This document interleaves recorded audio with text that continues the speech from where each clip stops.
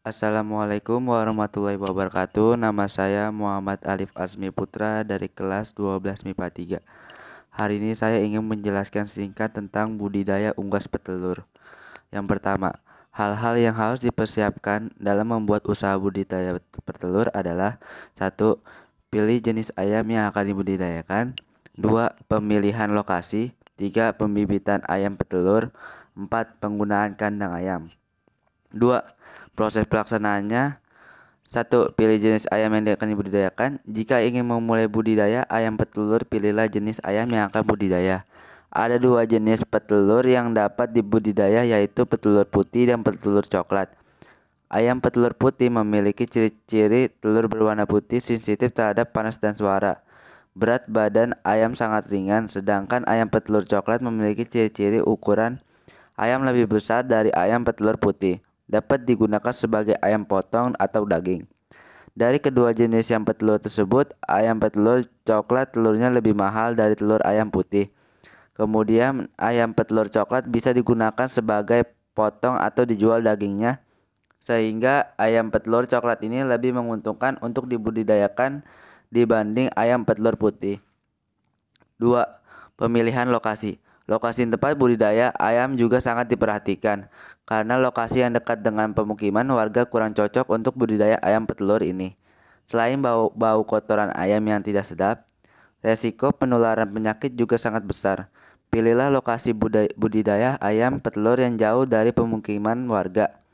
Kemudian lokasi yang mudah dijangkau. Selanjutnya, lokasi budidaya diharapkan jangan berpindah-pindah karena akan menambah biaya lagi. 3. Pembibitan ayam petelur. Bibit ayam petelur bisa didapatkan dengan cara menetaskan sendiri atau membeli anak ayam petelur. Walaupun untuk mendapatkan bibit ayam petelur ini sangat mudah, namun ada beberapa tips yang dapat dilakukan agar budidaya ayam mendapatkan hasil yang maksimal. Berikut adalah tips dalam pemilihan bibit ayam. Bibit ayam tidak cacat.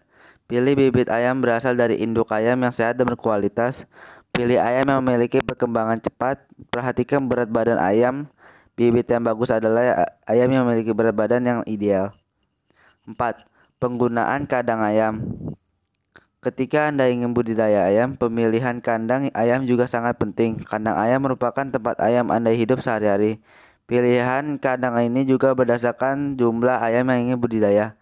Ada dua jenis kandang ayam yang dapat digunakan untuk budidaya ayam petelur, yaitu kandang uparan dan kandang baterai.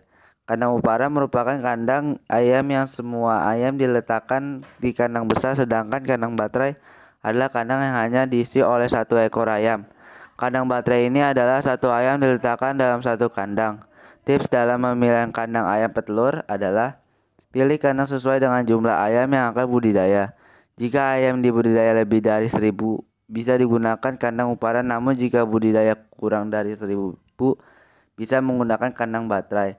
Jika modal sedikit, pilih kandang uparan karena untuk membuat kandang baterai butuh modal yang lebih banyak. Jika Anda malas untuk mengumpulkan telur ayam, Anda bisa gunakan kandang baterai. Namun jika Anda memiliki waktu untuk mengumpulkan telur ayam, bisa digunakan kandang uparan. 5. Pemberian pakan ayam. Banyak jenis pakan ayam yang dapat diberikan ke ayam petelur, seperti tepung ikan, sentrat, dan jagung. Masing-masing jenis makanan ayam ini memiliki kelebihan dan fungsinya. Pemberian makan ayam bervariasi sangat diperlukan. Tujuannya supaya ayam mendapatkan nutrisi dan gizi yang seimbang. Tips pemberian makan ayam petelur ini adalah jangan dengan memberikan makan yang berbeda. Misalkan pagi diberikan sentrat, siang jagung, sore tepung ikan, atau bisa juga per hari atau per minggu. 6. Pemberian minum. Untuk bibit ayam petelur yang baru dibudidaya, usahakan berikan campuran gula dan obat anti stres. Perpindahan ayam dari satu tempat ke tempat lainnya akan memicu ayam stres, sehingga ketika ayam baru sampai lokasi, ayamnya diberikan obat anti stres. 7. Kebersihan ayam kandang. Kebersihan kandang ayam perlu diperhatikan setidaknya minimal 3 hari sekali. Kotoran di kandang ayam dibersihkan. Kebersihan kandang juga akan berhubungan dengan kesehatan ayam. Kandang yang bersih akan mencegah ayam tertular penyakit. 8. Pemberian vaksin.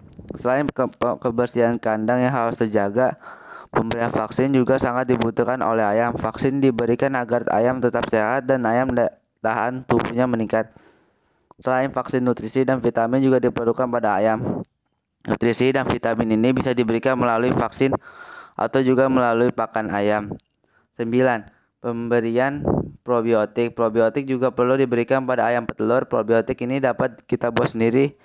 Selanjutnya, bahan-bahan untuk membuat probiotik ini juga sangat mudah didapatkan. Adapun bahan-bahan untuk membuat probiotik antara lain air mineral, ragi, tape, susu, air kelapa, molase, atau tetes debu. Bahan-bahan tersebut dicampur lalu difermentasikan. Pemberian probiotik dilakukan maksimal 2 kali dalam seminggu dan minimal 1 kali dalam seminggu. Tujuannya agar nutri ayam tetap terjaga.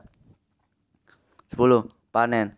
Pemanenan telur biasanya dapat dilakukan 3 kali sehari, namun hasil panen telur ayam ini tidak semua telur berkualitas baik. Ada telur normal dan abnormal. Kondisi telur normal yaitu bentuknya oval. Berbeda dengan telur abnormal, bentuknya lonjong atau gepeng dan ukurannya kecil dari telur yang lainnya. Anda bisa mencatat telur sebelum Anda jual. Sebelum telur dipanen, maka telur ayam siap untuk dijual.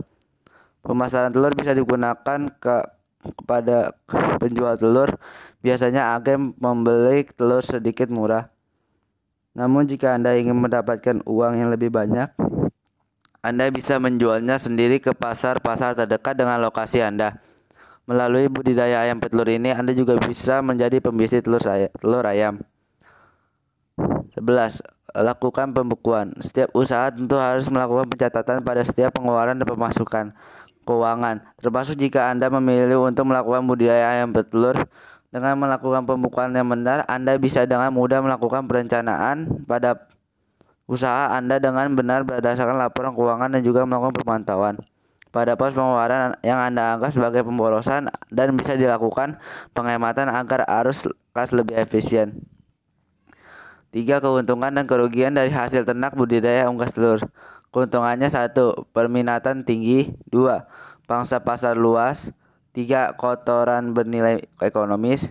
Periode bertelur panjang. 5. Produksi tinggi. Kerugian budidaya ayam petelur yaitu: 1. Ayam petelur rentan terhadap penyakit. 2. Pakan dan obat-obatan ayam petelur mahal. 3. Limbah yang berbau tidak sedap. 4. Harga telur dan pakan ayam petelur cenderung fluktuatif. 4. Pengemasan. Penggunaan kemasan berbeda-beda berdasarkan kebutuhan dan tujuan pemasaran. Untuk tujuan pasar lokal yang diperlukan berupa kemasan untuk pengangkutan yang cukup sederhana. Sementara untuk keperluan pasar swalayan atau ekspor, selain kemasan pengangkutan juga diperlukan kemasan konsumen. Kemasan pengangkutan untuk tujuan lokal biasanya dibuat sederhana, berupa peti kayu yang dilapisi jerami. Namun cara ini sebenarnya kurang baik karena presentasi kerusakan telur pecah cukup besar. Pada pengemasan yang baik, biasanya antar lapisan telur diberi alas yang dibuat khusus untuk meletakkan telur. Ada juga menggunakan kemasan konsumen sebelum dimasukkan ke dalam kemasan pengangkutan. Cara pengemasan yang sederhana yaitu dengan menggunakan kotak papa yang didasari jerami. Jerami diletakkan pada dasar kotak.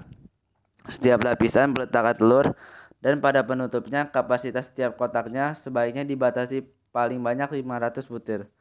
Segitu saja penjelasan tentang budidaya unggas petelur dari saya. Mohon maaf jika ada kesalahan kata.